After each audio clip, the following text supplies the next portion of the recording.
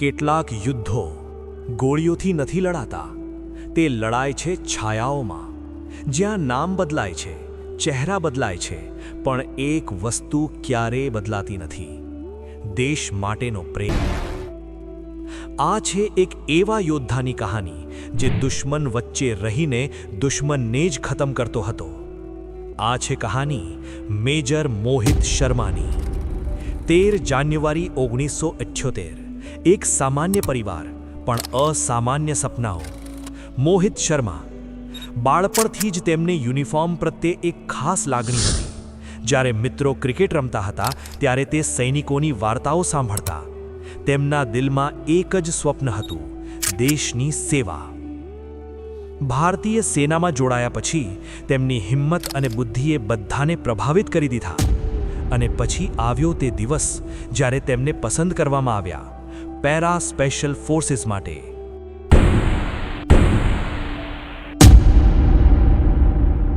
આ કોઈ સામાન્ય યુનિટ નહોતી.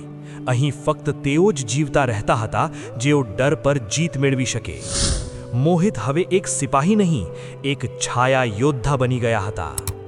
કાશ્મીર, જ્યાં દરેક દિવસ એક યુદ્ધ જેવો હતો. અહીં દુશ્મન દેખાતો નહોતો, પણ દરેક જગ્યાએ હતો.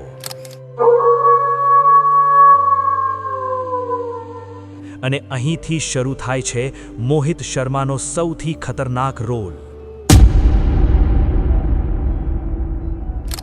દેશને માહિતી જોઈતી હતી: કોણ છે આ આતંકવાદીઓ, ક્યાંથી આવે છે અને શું પ્લાન છે? જવાબ મેળવવાનો એક જ રસ્તો હતો: દુશ્મન વચ્ચે જવું. મોહિત શર્માએ પોતાનું નામ બદલ્યું. હવે તેઓ ઇફ્તિખાર હતા. નવો ચહેરો, નવી ઓળખ અને એક ખતરનાક રમત. આ મિશન ફક્ત કાશ્મીર સુધી મર્યાદિત નહોતું. આ આતંકવાદી નેટવર્ક સરહદ પારથી ચલાવવામાં આવતું હતું. ઇન્ટર સર્વિસીસ ઇન્ટેલિજન્સ સાથે જોડાયેલા ગ્રુપ્સ. મોહિતને સમજાઈ ગયું: આ ફક્ત યુદ્ધ નથી, આ એક મોટી ગેમ છે. દિવસો અઠવાડિયામાં અને અઠવાડિયા મહિનાઓમાં બદલાઈ ગયા. મોહિત શર્માએ આતંકવાદીઓનો વિશ્વાસ જીત્યો. તેમણે તેમની સાથે ખાધું, તેમની સાથે ચાલ્યા અને તેમની સાથે પ્લાન બનાવ્યા. પણ દરેક પળ મોત સાથે રમવા જેવી હતી. દરેક રાતે મોહિત ગુપ્ત રીતે માહિતી મોકલતા. લોકેશન, હથિયાર અને આગામી હુમલાની યોજના. આ માહિતીના આધારે ભારતીય સેનાએ ઘણા મોટા હુમલાઓ અટકાવ્યા. એક દિવસ એક નાની ભૂલ થઈ. એક આતંકવાદીને શંકા આવી: ઇફ્તિખાર ખરેખર કોણ છે? આ હવે ફક્ત મિશન નહોતું, આ હવે જીવ અને મોતનો પ્રશ્ન હતો. મોહિત પાસે 2 વિકલ્પ હતા: ભાગી જવું કે મિશન પૂરું કરવું.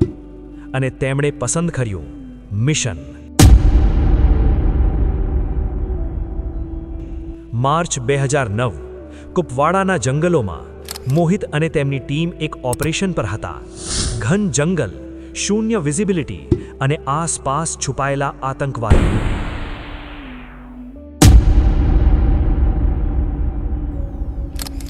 અચાનક ગોળીબાર શરૂ થયો.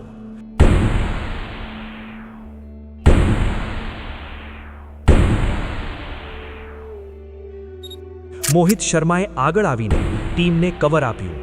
એક પછી એક આતંકવાદીઓને ઠાર કર્યા. પણ આ દરમિયાન તેમને ગોળીઓ વાગી.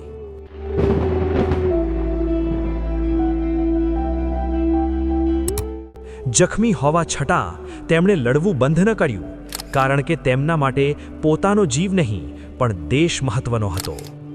અને અંતે એક શૂરવીર છાયાઓમાં જ સમાઈ ગયો.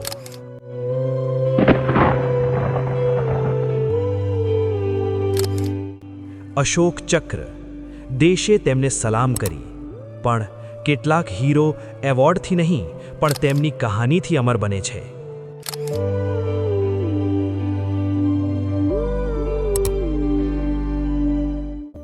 આજે પણ મોહિત શર્માની કહાની દરેક યુવાનને કહે છે કે સાચી હિંમત શું હોય છે. તે એક સિપાહી હતા, એક સ્પાય હતા, એક શિકારી હતા, પણ સૌથી પહેલા તે એક દેશભક્ત હતા. છાયાઓમાં લડનારા યોદ્ધાઓ ક્યારેય દેખાતા નથી, પણ તેમની કારણે જ દુનિયા સુરક્ષિત રહે છે.